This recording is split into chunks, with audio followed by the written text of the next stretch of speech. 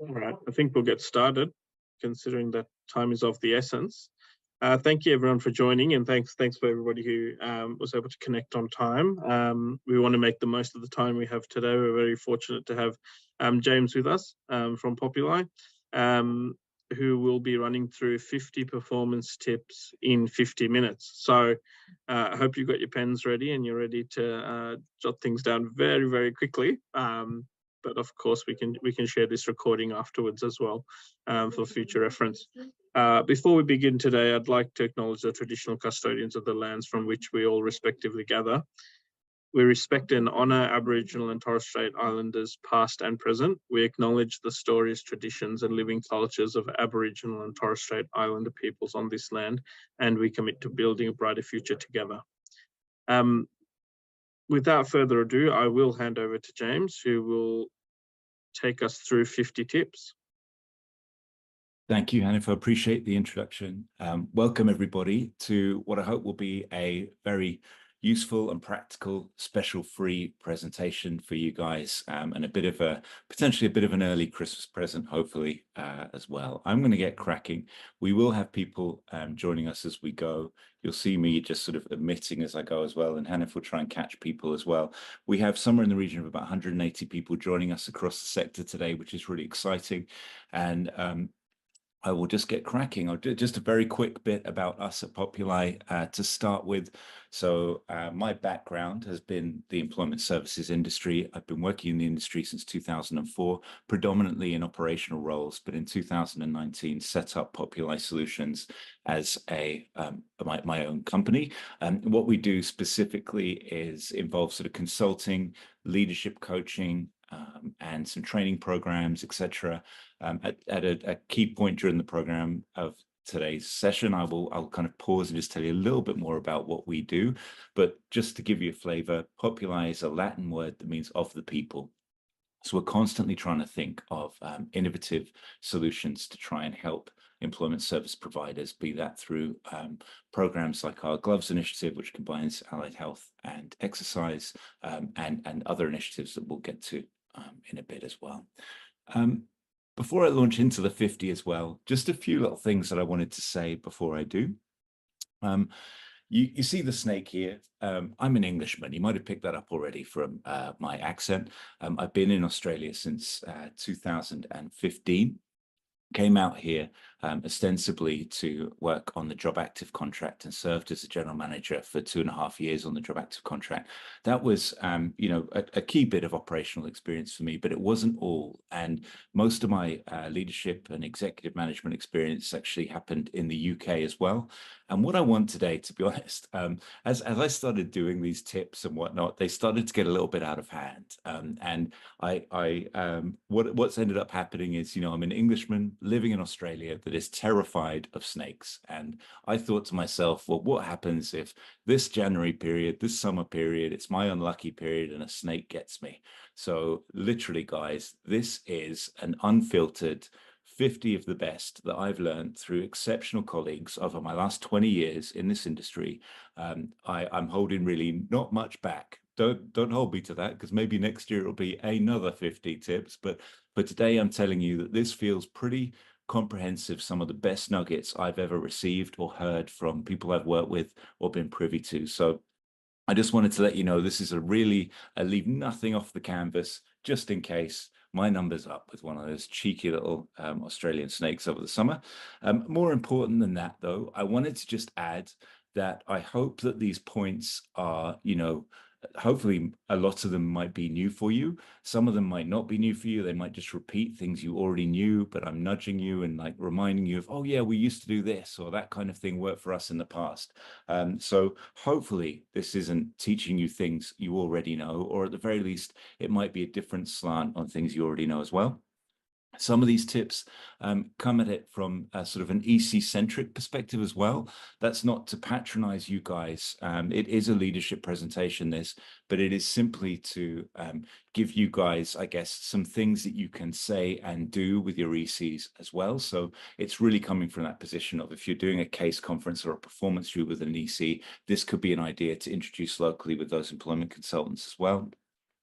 You'll notice as we go through, there's a fair bit of writing on some of these slides, and that's intentional. To Hannah's point just now, we are basically going to share this deck with you after the presentation, and very happy, obviously, for you guys to take notes as you want to as we go. But pretty much everything I'm going to say is almost in script on the slide as well as we go. And what you'll find is typically the slides sometimes are loaded with multiple points as well. So it might be one tip, but actually you've kind of got an A, B, and a C. And I dare say, hopefully you might walk away from this thinking, I kind of gleaned maybe about 100 rather than 50 little things that might help me have a fast start to January.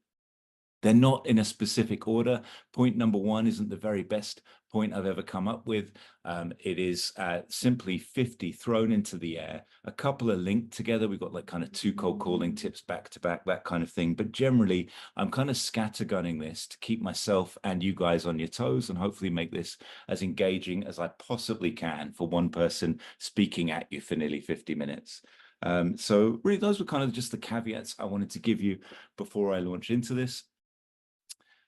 So, number one, the first tip of the 50, seasonal recruitment. This is something that used to work really well for me, and that is basically working almost a month in lieu and I guess looking back 13 months. So what this really is just pulling a report of all the employers the participants were placed with from, for example, right now, if I was working to January, I'd be looking at January 2022 and January 2021 right now. Calling those employers, typically their recruitment will be seasonal and they may be recruiting again. So that's just tip number one, guys, just to be looking back or looking forward, I guess, but also backwards at the months that are coming and which employers have recruited in those months, and maybe giving them a call will mean that we place more clients back with them as well. Number two is transition points. Many of you will have experienced this before, but a transition point typically sees performance spike up. That might be because an participant doesn't want to do the thing that you put down in front of them, or it might be that the EC is doubly incentivized to make sure that they actually place someone into work before this transition point happens and the participant might move to another person or whatever that might look like. But just thinking about what a transition point might look like in your service delivery model for your participants could be very powerful. And creating that dynamic for you might see a little performance spike for you just through that little macro intervention for your guys. So what does that look like? That could be like a week-long in-house workshop series. That could be a period of more intensive engagement. It could mean swapping ECs for a different perspective, or even you can even do that, I would suggest, even through extra assistance through video calls, that kind of thing. But the bottom line is just having something that is a change and a moment of change in your service design could be really powerful for you and see a little performance spike. And it perhaps goes without saying, but just making sure there's that strong handover process. So it's always horrifying and really tough when participants have to keep repeating their story to new people. Number three, juggling participants. The very best ECs that ever worked for me always had between 2 to 3, maybe 4 participants doing some kind of activity at any one time. So the idea would be that the EC would have a participant opposite them in the appointment, but at the same moment, they might have a participant in a workshop. They might have a participant locally dropping CVs. It might be that the participant's on the computer and they can just quickly check in with them after their appointment. So just this idea of having this kind of network, almost a solar system of participant activity happening around an EC really means that they are working as efficiently as they possibly can. It doesn't take too long to kind of check in with participants after that and juggle that with your day-to-day appointments as well. Very quick job ready test, establishing how serious participants are about getting work. So how about asking them to drop into site with a resume dressed for interview by a given time? This is going to test their appetite for work, how good they are at timekeeping, and whether they are ready to present for work, all in one hit. And you know what? It barely takes a minute of EC time to do that as well, because it is down to that participant's accountability. So just a little quickie there. So I'm just admitting people as we go as well. Apologies if I'm coming across a bit distracted as that happens. just another sort of tried and tested approach, using a ratio of maybe 1 to 5 in terms of ECs to participants, or 1 to 4. Just working a local shopping center with an EC running point from a cafe or a central spot as participants drop their resumes off and come back from local retailers for advice, on-the-spot interview prep, that kind of thing. A really dynamic, interactive session. And let's be honest, retailers will still be recruiting for the summer after Christmas. Yes, they'll do the majority of it now, but people will fall out after Christmas. Not everybody works out in this kind of job. So it could be a really powerful thing to do where you have a local shopping center. Number 6, this is one I used to absolutely live by. The standard you walk past is the standard you accept. That might be something that you guys have heard before, but it's actually just around holding the standard of your site to being fit for high performance. If your site actually is a bit messy, it's probably not sending the right message to your staff, and certainly not sending the right message to participants. Ultimately, you want a participant to walk into your sites and feel like something might happen for them today. They feel the buzz of it. It feels clean. It feels respectful, all that kind of thing. Look out for, as you're visiting sites, random boxes in meeting rooms, overflowing bins, desks that are ridiculously cluttered. I sort of throw that point away, but I used to see ECs with, yeah, okay, the odd picture here and there of a pet or a family member, no problem. But when you start to see loads of stuff stacked up on top of the desk, there's no room for the participant to come and meet that EC halfway and work on their resume. So it's a bit of a bugbear for me, that one. But, old blue tack on the walls, out of date jobs displayed in the reception area. And here's an idea for a buzz meeting for you. As a manager, it's really good and actually really powerful for you as a leader in the business to hold mirrors up to this, reinforce the identity, reinforce the culture of the organization, the standards you want to hold up to. But also you can run a really fun buzz meeting here. We call it the poster exercise. The idea is you give your ECs the briefing on this. We want to have a very high standard for our participants and for ourselves.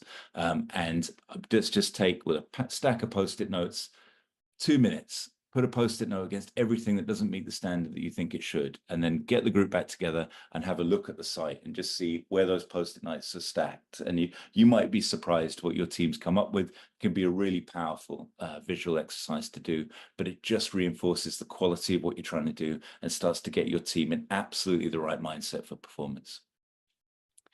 A tried and tested methodology, but just to reinforce how we used to do it, the idea of pipelining your caseload. So really with ECs, taking their placement goal, their KPI number for the month, whatever that might need to be, doubling that number. So they are basically then going to work with the same number, effectively double their placement goal of their most job-ready participants to do a practical something every day. So you will get ECs, I know, telling you, I don't have any job-ready clients. All the job-ready participants are on my colleague's caseload, et cetera, et cetera. Okay, all right, but give me the people that are closest to work, even if your top one is the furthest from work, and hasn't got a resume yet, whatever it might be. But the bottom line is, if they've got their double the KPI for the month and they get them doing something, it might be something really small and simple, like popping in to do a resume, a quick call here, mock interview there. I'll get into some of that activity in a minute. Or even, just getting them in to do a bit of job search live in the site, thinking of 5 different things someone could do every day to get their activity up. That then is true pipelining, because you're genuinely working with high quality activity, with giving yourself double the chances for your placement goal. Because let's be honest, we're dealing with human behavior, asking a human to turn up for work on time and then stay in that job. You probably want to be working double your placement goal to try and make sure you get your numbers for the month. And then for your remaining caseload, you're getting them ready to come in and have that kind of intensive activity with you, potentially through their fortnightly appointments. Number 8, this is the one we shared through LinkedIn. This is a piece of advice I got given, I think, about 8 months into being an EC. I wish I'd had it earlier. It's such a simple bit of advice, but it's so powerful. So just checking whether participants have actually called a former employer. So this is obviously for participants that have worked before, but you never know, like just asking them if they have called people they've worked for before to see if they can return to work for them. You'd be really surprised how many participants haven't actually done that. And you've been sitting and looking at the same resume for months, but actually that employer has been staring you in the face. Anyone that's read the Da Vinci Code will tell you treasure hunts always end up back at the starting point. So this is such a powerful one, just to quickly check in with all your ECs of the participants that have worked. Have they checked whether they've actually called their former employers, because that might be the quickest route back into employment.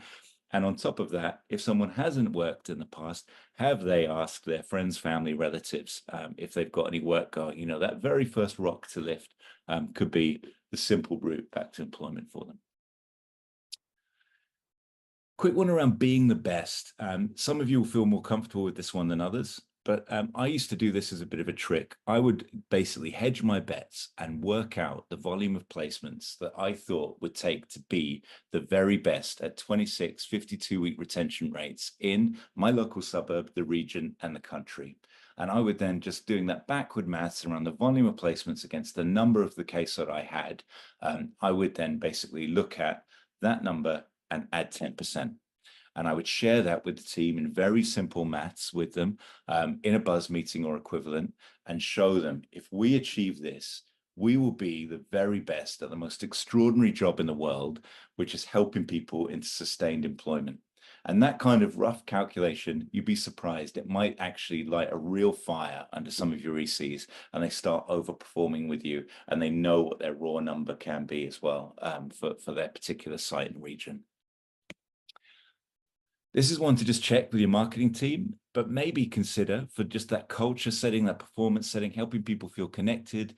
We know on the DES contract that it can feel really lonely for some of the ECs out there. They're in sites on their own, all that kind of thing. Could you launch an informal and relatively raw, doesn't have to be super well edited or anything, not like a movie, but just a little video cast for your suburb or region to help ECs feel connected to one another? This could be something that follows you around your camera on your phone as you visit sites. It could be a little bit of a footage of sites, initiative, job fairs, whatever might have happened that given week, stitched together very roughly and then shared. It might actually be that you've got a high-performing EC that could share a best practice tip of the month. It might be you've had a new person start the team. You could just briefly interview them if they felt comfortable. Then the team gets to know them. They get to know the team. All that kind of stuff could be really good for culture setting for you and something to consider for 2024. One thing that, as I've been doing lots of leadership coaching in the industry, there's a lot of differences around how much leaders actually leverage their corporate colleagues and how much they actually get them to help them with their own operational culture setting, performance delivery. So if you actually start to speak to your HR team, your finance team, the compliance team, whoever it might be, and get them to actually come into your local buzz meetings as well to reinforce key messages, it shows that you're super connected to the center, which obviously boosts your own credibility and standing within your team. But also you may actually then develop really strong relationships. Perhaps they live locally and could help you with some of the site cover when, you know, you spend that first hour of the morning trying to sort of open the doors and make sure everything's stood up. Could they come in and support with some of the quarterly reviews and actually throw another filter or light around the conversation you're having with some of your team? They can only say no to basically your corporate colleagues. And right now, with tender time coming, they're probably going to be wanting to get some frontline insight anyway. So have a reflection around how much you're really leveraging some of your corporate contacts, and could you leverage them some more? Some of you may be doing this already, but the idea of maybe talent or candidate pooling participants. So thinking about the core sectors you need locally and starting to then screen your caseload with a few key questions to actually have some ready to go interview prepped participants. And this can be a really positive practical activity for participants to do. It serves as really good group interview practice. And when you're out there talking to employers, being able to say, we do next level preparation, we are getting candidates ready for your industry, and we already have 8 to 10 people already prepped and ready to go who are in our candidate or talent pool, however you really want to refer to that, can be a really powerful selling point as well for employers. So just thinking about what the couple of questions might look like, what, you know, a really simple screening process might look like, and it'll be really good positive activity to do with the caseload locally. Number 13, Some of you may be already doing this kind of thing, but again, just talking about that sort of credibility factor, what you can bring to the team as a leader. Think about jumping onto abs.gov.au, look at the stats for your local area, present them back to your team, use that data for strategic planning. Can it help your team challenge job goals? If someone wants to be, a hairdresser in the local area, but really there's only construction work going, then maybe you can use those stats to leverage and perhaps challenge some of the job goals that are going on for the participants. Does your team know what the main sectors are locally, the big employers? Probably they do, but just in case. And then I've done a lot of work with a lot of the leaders around the traps around delegation and where managers can really sit in a constructive way.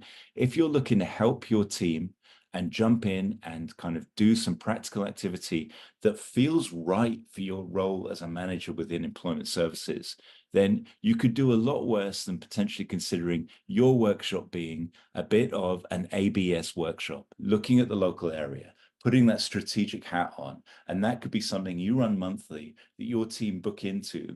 And it's just maybe a 1 hour workshop that you run for the participants and for those local ECs that's kind of absolutely reinforcing your position as leader, but also is a really good practical workshop that helps challenge some of the job goals that might be around. And then also ultimately could be a really good extra practical activity for participants as ECs are thinking about what are the 5 things I could be doing for somebody in a given week. Number 14, nice quick one. Think about mock interviews. Can you have a roster locally, even if it's through Zoom or video calls, swapping participants between ECs for more real interview dynamic mock interviews. So, in the end, your ECs will probably be quite close to the participants. Booking them in with an EC that they don't necessarily know will actually create that little frisson of interview dynamic. And if the ECs have got a good roster going and it's nice and fair, they're doing it for each other's participants, no one's then got a disproportionate amount of time that they're spending away from their own caseload. So that could be a really powerful thing to introduce in 2024 and can work really, really well. Thinking about special responsibilities. So normally within a given team, there are extra hats that your team might like to wear, different responsibilities they might like that play on their strengths and interests. So could you have a resume doctor, someone who's really good at resumes, someone who's really tapped into the local community? And with your role as a leader here, how can you structure that responsibility? What does that look like? So think about an off-peak site time, maybe Monday morning is when you have a special responsibility check-in, and there's actually some governance and some wraparound on that for you as a manager. So this isn't just something that's done willy-nilly. Oh yeah, great. Harry is great on engaging the community. We don't just leave them to it. You actually bring them back in, check in with them, put some structure around it, show them how this is development for them as well. And it's all about that kind of succession planning and professional development for your team as well.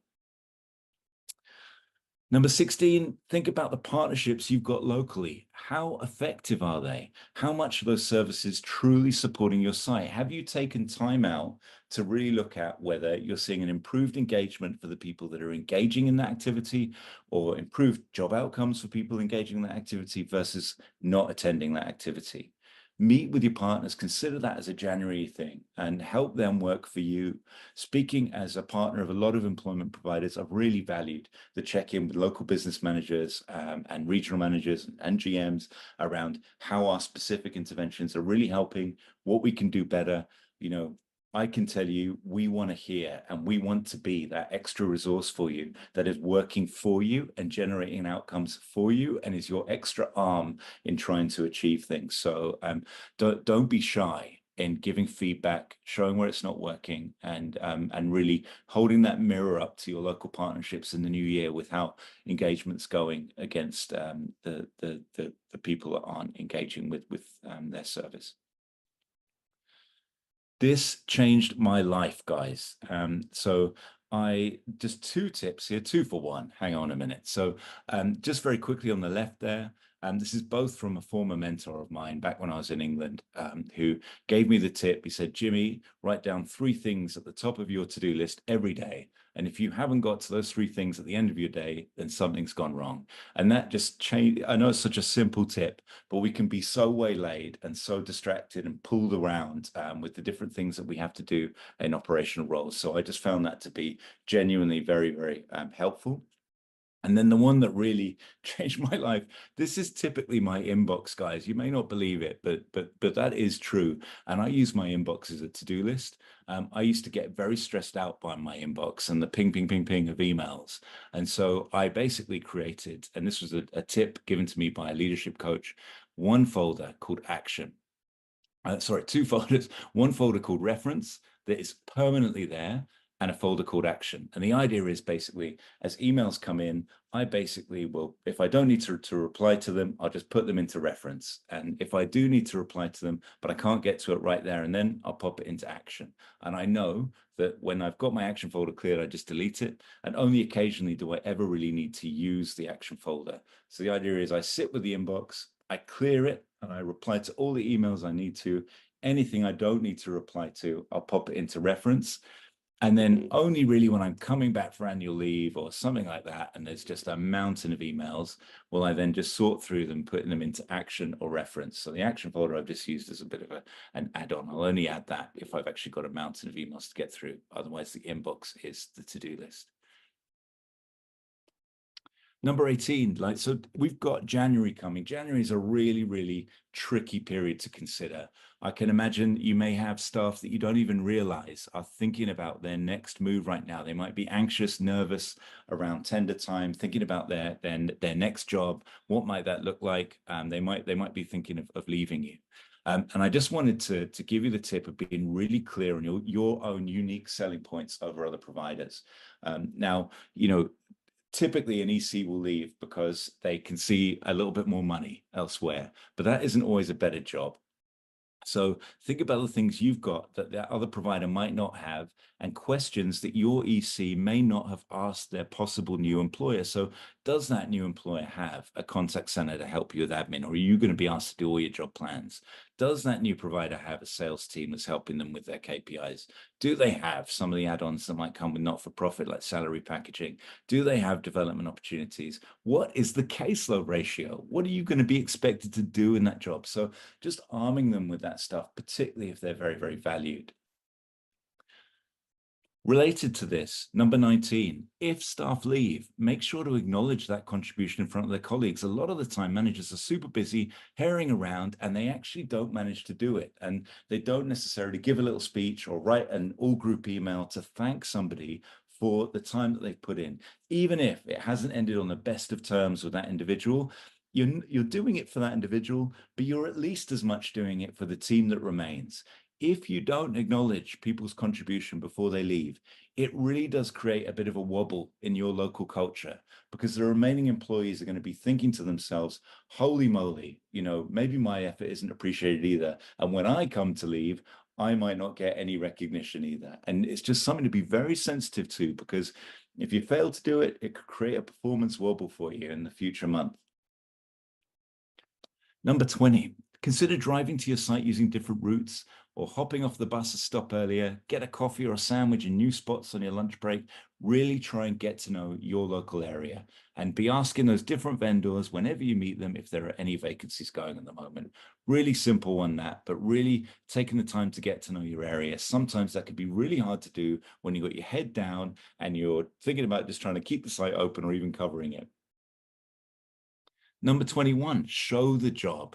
So this idea of actually encouraging ECs to go and visit the biggest local employers. Perhaps they can ask for permission to take some pictures, ask staff a little bit about what they value about the job, build little folders online regarding local employers. You can then show those folders to participants to help them visualize themselves in work. What does that workplace look like? What are people wearing? It can really dispel some myths for some of the participants and really help ECs with challenging them and showing them what the job will look like, and kind of normalizing it for participants as well.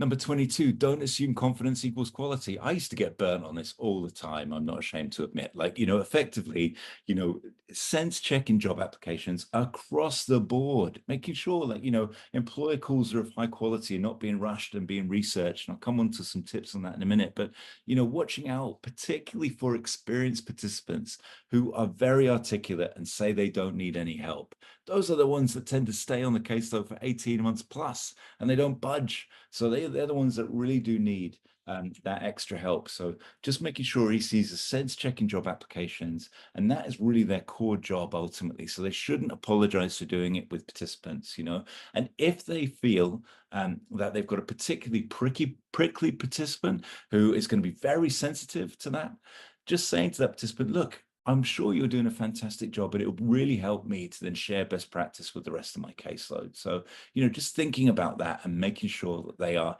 keeping an eye on the detail of the applications that's going on.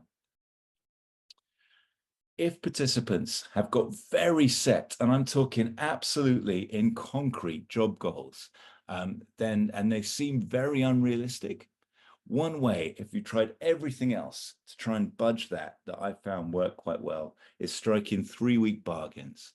And that basically means an EC entertaining that job goal, no matter how realistic and out of this world, excuse the pun, that job goal might be, really leaning into it, supporting that person, researching on Google, whatever it might be, and going for it. But having that deal, if we haven't found anything in 3 weeks, then we're going to try something else that might be more realistic and aligned to the experience that I think you've got as well. So that idea of striking bargains with participants, empowering them a bit, showing them you're listening to them, can be really, really helpful for building trust.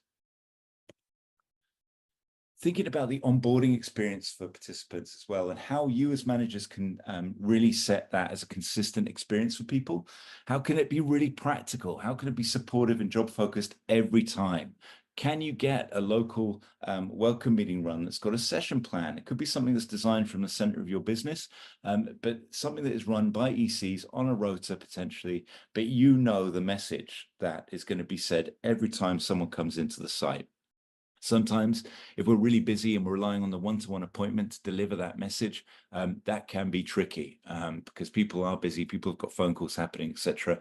You won't necessarily know that someone's going to always have that same quality of experience when they first come online. So that's something that might not be practical to do before someone's first appointment. It could be an online thing that's run before someone even walks through the door, that's happening weekly, that can be booked into, or it could be something that, within your first month, we're going to give you a bit of an initiation just in case your EC hasn't covered everything with you. Number 25, observing appointments. This is so powerful, guys. And I put absolutely all appointments. We're talking about high performers, people who are struggling. Observing the high performers will help you with what's working for them anyway. But think about the language that's empowering participants. Quick anecdote, my highest performer, he was achieving regularly, I think it was about 12 to 13 placements a month for a good 9-10 months. I wanted to know what's going on for him. I observed his appointments. One of the key things I marked him out for above the other people in the team was the empowering language he was using. He kept saying things like, you can do that, you got this, you'll be good with that, won't you? All that kind of stuff was really working for him. And you could see the participants leaving his appointment feeling 10 feet tall, but in observing appointments, you're going to get so much gold. But make sure you do it for all the people on your team so people don't feel singled out, and you also get the best practice from the high performers. But also watch out for things like, things that ECs might not necessarily be aware of, that they might be doing that will perhaps break the trust and the rapport they've built with the participant around collecting from reception. So they're showing respect. They're not just shouting at someone from reception, come over here, Are they answering calls and appointments? Are they actually respecting the time with somebody as well? How are they answering calls and appointments? It's not to say they can't do that, but are they apologizing before they pick up the phone? All the little things that can be really interesting to observe in EC behavior. Now, we're halfway through, guys. Just going to take a quick pause. This is a free webinar, so I hope you'll just indulge us to say, we've got just a couple of things we wanted to say about what Populi does, and I will hand over to Hanif as well, who has a couple of things regarding the DEA too. But I just wanted to let you know, if you're looking at innovation in the new year for your contract, we run a couple of things that could be of interest to you. One of them is our iProgram, which is basically a group allied health program that combines exercise with group allied health interventions. And we run that with either yoga or BoxFit. And we have found that the results have been extraordinary from this program. In doing that exercise component, we're releasing endorphins, building trust, getting people connected to one another, and finding they are super receptive to the allied health group work. And it's really, really been very extraordinary for DES, TTW, and Workforce Australia providers. We're getting heaps of job outcomes and improved engagement out of it.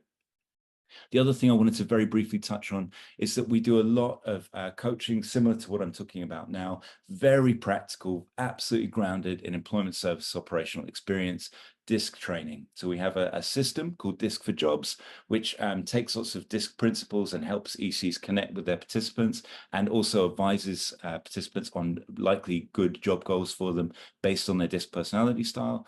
And also we do a lot of leadership coaching and training. We do it with fun escape room activity and all sorts of different interactive things that we can that we bring to the table. It's got similar feeling to what I've done so far, guys. It's absolutely taking known principles and applying them to employment services. And then the final thing, just to let you know, we have been running a series of webinars for the DEA called Leading with Emotional Intelligence. Those webinars have got more coming up in 2024. We're going to be looking at communication, high-performing teams, A to Z of leadership, delegation, and feedback in the coming year as well. And I'll just hand over to Hanif as well to briefly talk you through the fundamentals for DES that are coming up as well. Fantastic. Thanks, James. Thanks for bearing with me for a couple of minutes, guys, because we're very excited to launch our brand new micro-credential, which is called Disability Employment Fundamentals for DES. And we're launching that in partnership with GenU Training. As we know, standardizing best practice is becoming more urgent as government focus turns to professionalizing our sector. And this has been a consistent theme through everything from the employment white paper to the Disability Royal Commission recommendations, the recent Centre for Disability Employment Excellence ideas that are being discussed, and the list goes on. So we've developed a course that's relevant to staff at all ages of their career, especially as it ensures that their skills align with the new quality framework. It consists of 5 modules that you can see on the screen, which can be completed in about 5 to 10 hours. And those modules include the disability landscape, the quality framework, recognizability, build capacity, the employment journey, resilience, and self-care. James will be sending out these slides afterwards as well, so you'll be able to have a look, or the recording rather, so you'll be able to have more of a read.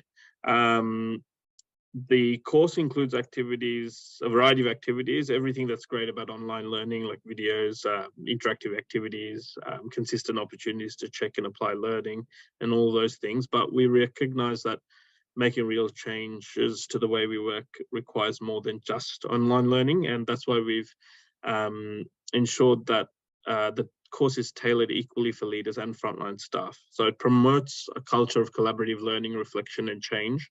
We've got resources such as a learner journal and a leader handbook to ensure that the learning is embedded in practice, which will hopefully lead to better outcomes. And we've also recognised the need to engage a provider reference group, which has included the Department of Social Services, who have been involved in helping us develop this new course, which has been really invaluable. And it's resulted in a really great course. If you'd like to express interest or arrange for somebody to contact you or discuss how this micro-control could be implemented or want some more information, please feel free to visit the website. I will post it in the chat after, so you can grab it before you leave. And finally, we just shoot through to the next slide.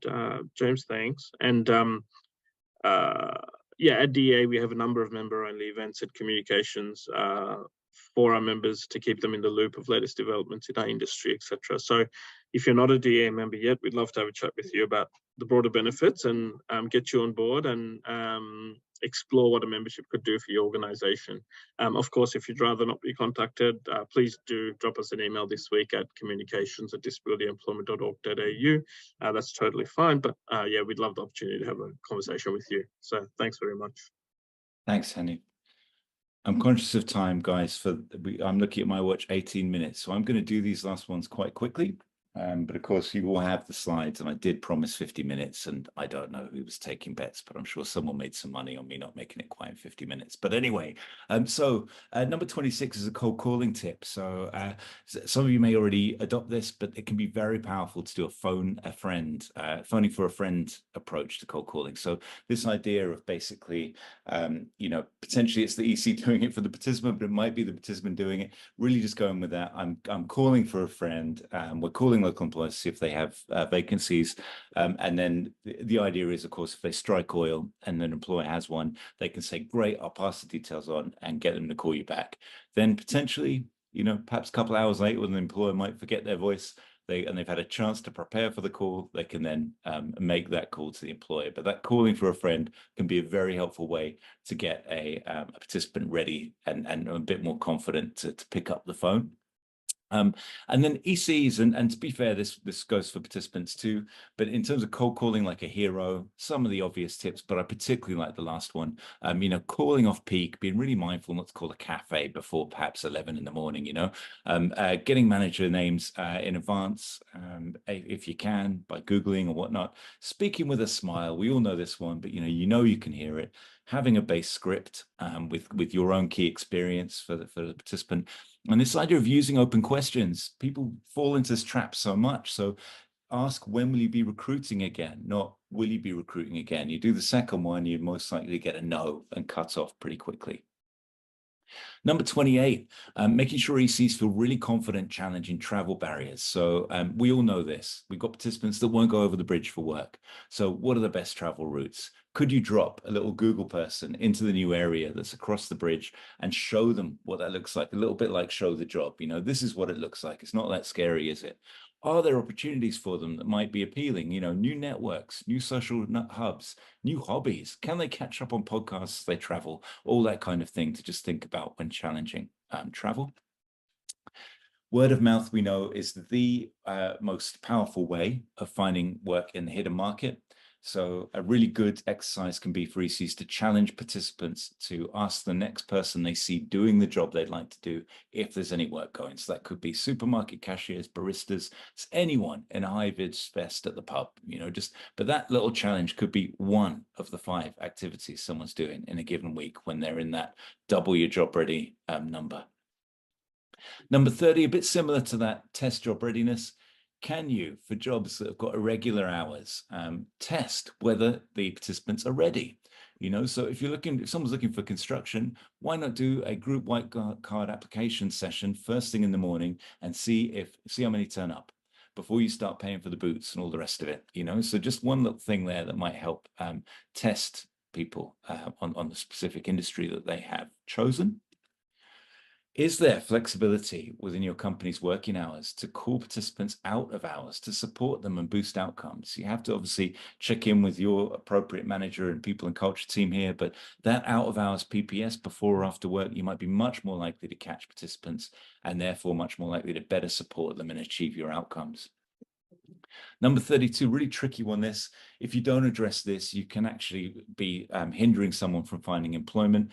So addressing appearance and hygiene, it can be a really delicate, sensitive thing. But here's a few things that have worked in the past for my teams.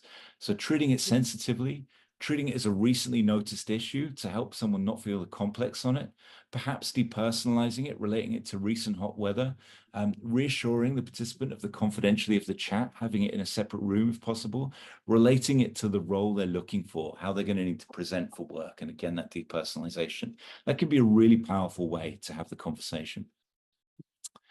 Buddying ECs up with one another could be really good as well, particularly when people are working on their own out there in a single site office. And this doesn't necessarily need to have any expectation on it apart from to just be that buddy to support, case conference, debrief, even if, and perhaps especially if someone is experienced, they can be really, really powerful person for people to lean on and talk to. You could create a rota and swap people around on a buddy network once a month, but it can be really good to help people feel supported and connected to their colleagues. Consider, for those of you that have been on webinars of ours before, you might have heard this point a couple of times, but considering the impact of relentless wiping of the whiteboard, I call it.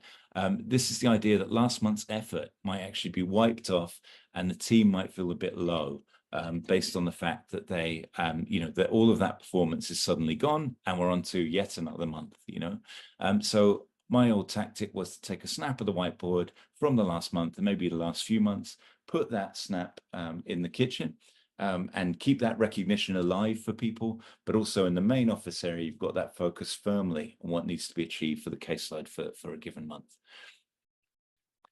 Oh my goodness. Okay, I'll do this one really quickly. But this is something, so, having a regional bet with your team can be quite a fun thing to do now. Some of you will be mortified by this, but it used to get me a little bit of extra performance, and maybe having some kind of comical consequence for you as the leader can be really motivating for people. But just thinking about that, these are 2 picks from my archives around when I bet my team that they couldn't beat November's placement performance in December, and they proved me wrong 2 years in a row. I'll leave that spray tan and Dumb and Dumber picture there.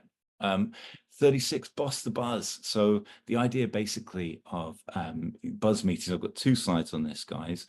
One is just sometimes when I've observed this of managers, they can be super busy, and in buzz meetings, they'll be saying, "Oh, right, okay, Sharon, you got someone a job at the local Coles. Great. Okay, lovely. Bob, how did you go?" But glossing over placements in buzz meetings, actually, those placements should be celebrated, and there'll be so much more, so much best practice to glean from whatever that placement was. Which was the placement you're most proud of this month? What happened? How did it work? Even if the best practice that is shared by that employment consultant is that they got a freebie by staying on top of calling their caseload, that can be helpful to reinforce and nudge and remind the rest of the team. Just taking that moment, breathing in those buzz meetings when it can feel really busy, it could do wonders for the performance culture. And the second thing on buzz meetings is sometimes business managers can collect forecasts in the buzz meeting, getting people to say what they're on for the given month.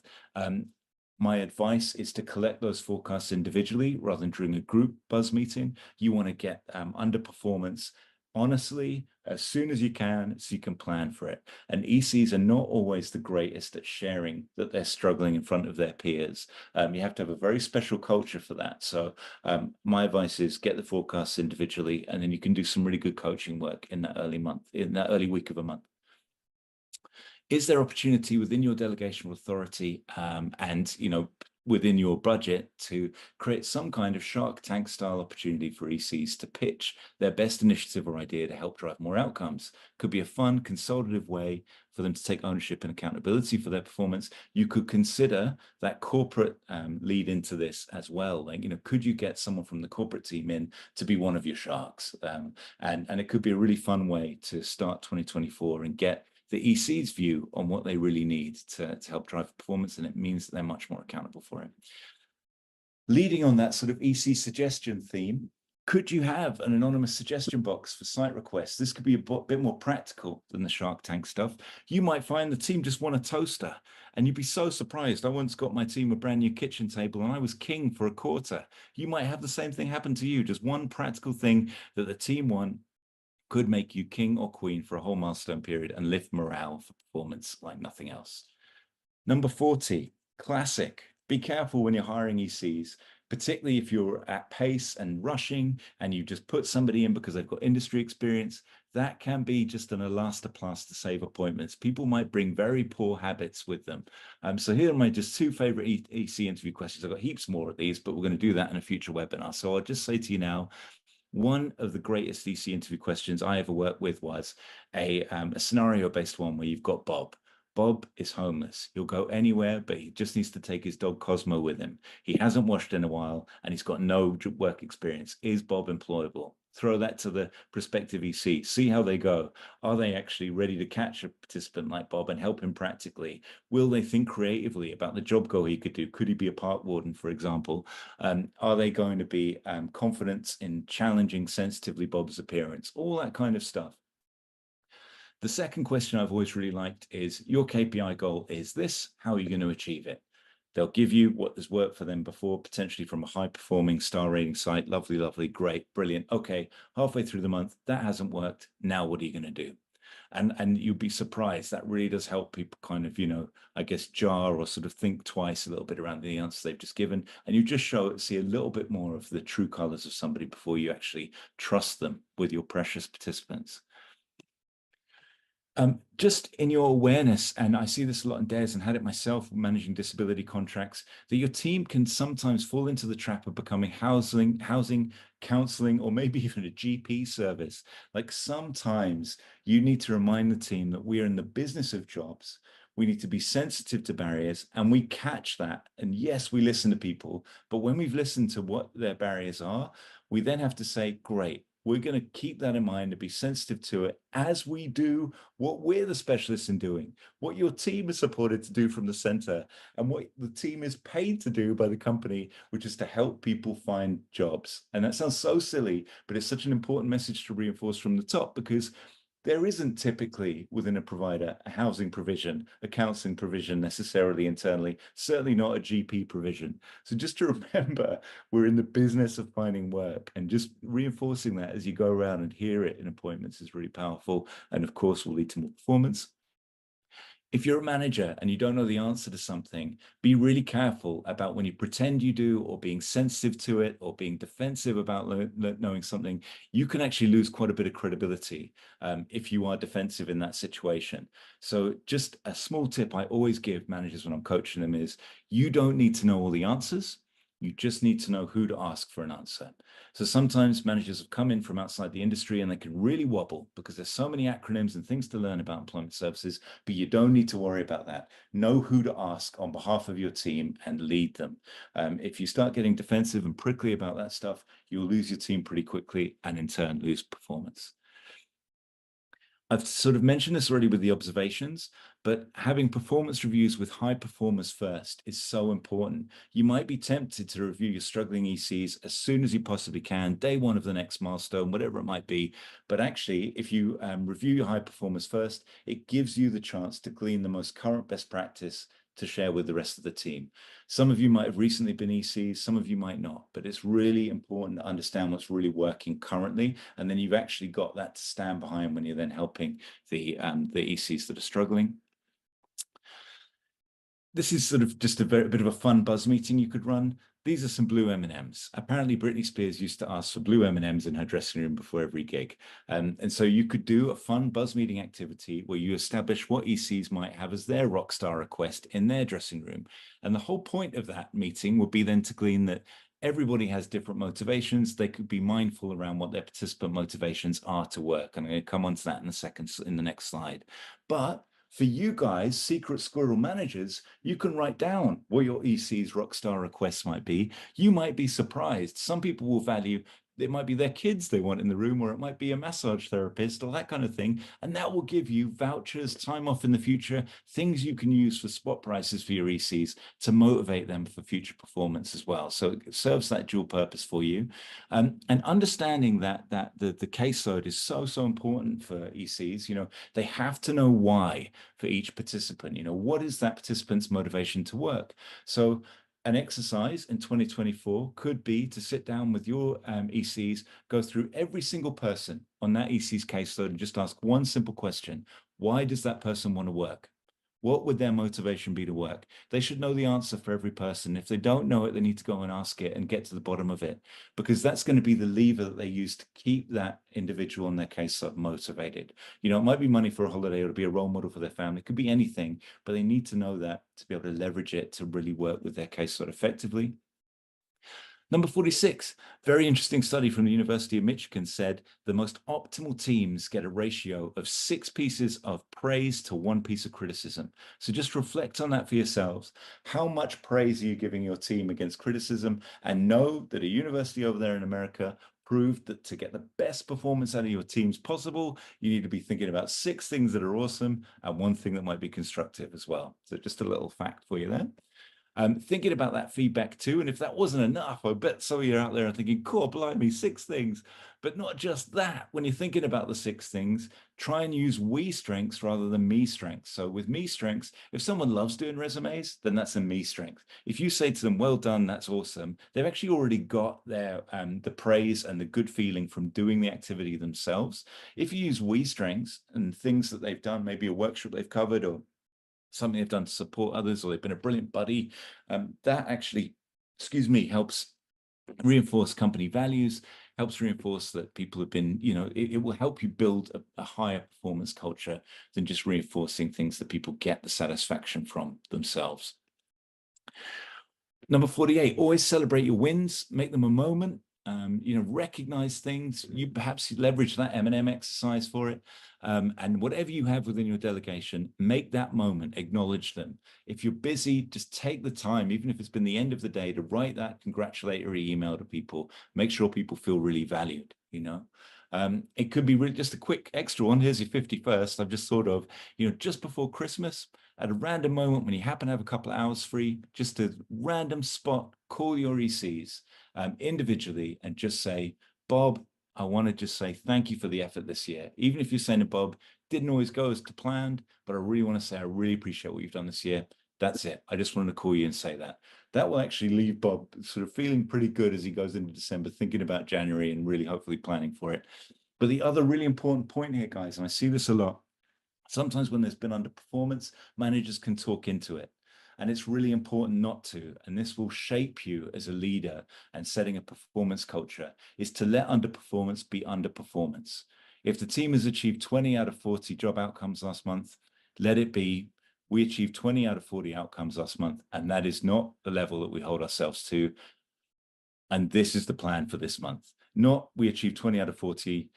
And I know you guys tried your best, and I know we had all these other excuses, etc. No, try not to do that. Try and resist doing that, talking to, because I know people do work super hard out there, but let underperformance be underperformance. You've got a standard you hold to. Hold it, allow silence, move on with the plan. I won't read all of these out. Have a look at them on the side when you get them, but there's just some thoughts here around supporting participants with no work experience specifically. So just something they can say around explaining their time on your program, something they can say in selling themselves, their unique selling point to employers. And the final point, I really want to leave you guys with this as the last sort of tranche of support for you. I always used to say to my managers, look after you to look after them. And it is not selfish to practice self-care. So I'm actually giving you about 4 or 5 little tips here very quickly around things that will really make a difference for you and could be little resolutions for you for 2024 to help you lead the performance in your region. So could you wake up 15 minutes earlier and give yourself some you time? That could be something you do. It doesn't have to be time away from your phone. It could be anything really, but just something that is all about you, just taking that 15 minutes, and it could be meditation. It could be anything. It could be a little podcast you listen to for 10 minutes, but just something that fulfills you and is about you and starts your day as you want it to. Can you build a habit that's going to help you release endorphins? We all know exercise is good for you and can do that. If you are finding it's really tough to build into your day, or even just a walk around the block with a colleague, or having your review meetings around the block, or chatting to people around the block and actually taking the meeting on tour, then having a little bit of dark chocolate in the top drawer of your desk, if you're not allergic to it, can be really powerful too. Dark chocolate releases endorphins for you too. So just to give you that little tip. Then boosting serotonin, I've got 3 tips here for you. So on your lunch break, popping outside, even if it's just for 5-10 minutes, it's going to make such a difference for you every day. And having that little moment is going to make a massive difference to your afternoons. Also, and I've started doing this, having a laugh. Laughing at things boosts serotonin. So I will go outside on my lunch breaks now, and I'll also have a quick squiz at YouTube and watch something a bit silly and a bit funny for myself on my lunch break. And it just boosts serotonin for you and gets you ready for the afternoon. And the other thing is a random act of kindness. It releases serotonin, not just in you, not just in the person you're giving it to, but also the people that witness what you're doing as well. So you can actually have a massive impact on your team just by spot prizes, random coffees, whatever it might look like. But that can really, really be pretty powerful. Our brain knows how to feel based on our body posture. So if you want to feel sad, you can put your shoulders down, you can put your head down, and you're going to start to feel a bit sadder. If you want to feel happy, you can do the opposite. Really be mindful of your posture. Look at that, stand tall, all that kind of thing can really make a massive difference for you. So really genuinely take a moment to do your ergonomics if you haven't for 2024. And the final one, something we take in our back pocket all the time. It's with us wherever we are. It's the 4-7-8 breathing exercise. The idea of inhaling through your nose for a 4, breathing out for 7, holding it for 7 and breathing out for a count of 8. You do that, you be mindful about getting oxygen to your brain, you're going to feel better, you're going to feel calmer, you're going to be able to face that feedback meeting, that board meeting, that review meeting, whatever it is that feels a bit scary, but it's going to help you have clarity of thought to be able to drive that performance. Thank you. For those of you that are still there at 12:02, just want to say thank you to the DEA for hosting this today. Thank you to you guys for engaging with it. It's been a pleasure to put this together. I've been James. I'm the CEO of Populi Solutions. Please reach out to me if you'd like to chat about any of these points or talk to us about how we might be able to help you. You can reach me on LinkedIn, or you'll have the slide deck with my email and my mobile phone number.